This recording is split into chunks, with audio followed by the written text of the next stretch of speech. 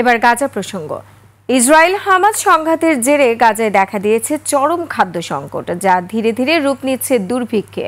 এবার নেতানিয়াহুর পক্ষ থেকে সরে এসে মার্কিন প্রেসিডেন্ট ডোনাল্ড ট্রাম্প গাজার পরিস্থিতিকে প্রকৃত দুর্ভিক্ষ বলে উল্লেখ করেছেন এবং এর দায়ভার ইসরায়েলের বলে মন্তব্য করেন।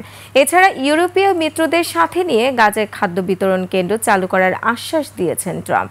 বিস্তারিত নাইম আহমেদের ডেস্ক রিপোর্টে।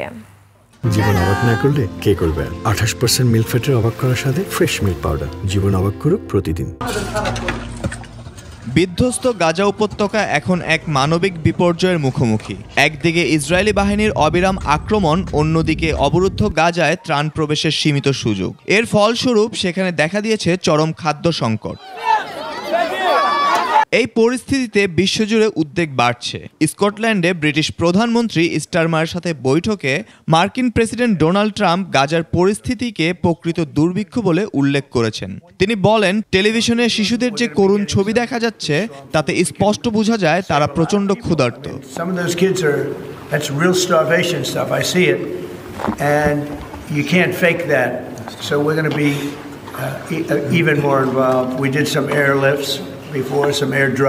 ট্রাম্পের এই মন্তব্য গুরুত্বপূর্ণ, কারণ এর আগে তিনি গাজা ইস্যুতে ইসরায়েলের প্রতি অনেকটা সমর্থনমূলক অবস্থানে ছিলেন। তবে এবার তিনি সরাসরি ইসরায়েলের উপর দায় চাপিয়েছেন।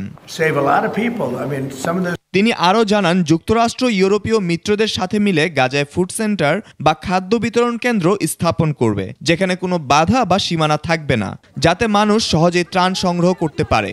এর আগে ইসরায়েলি প্রধানমন্ত্রী নেতানিয়াহু গাজা প্রসঙ্গে বলেছিলেন, সেখানে কোনো দুর্ভিক্ষ নেই।